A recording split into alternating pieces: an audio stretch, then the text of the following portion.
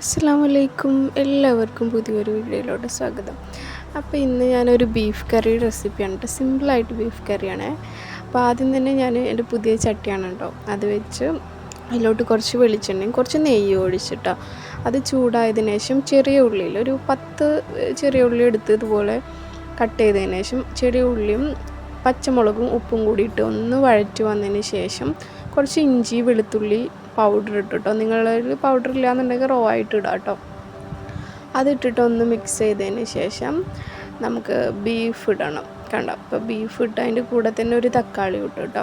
Beef ഇട്ടിട്ട് നന്നായിട്ടൊന്ന് mix ചെയ്ത് വെച്ചു. ഇനി അതിൻ്റെ കൂടെ അരപ്പ് തയ്യാറാക്കാം നമുക്ക് ചേർക്കാനുള്ള.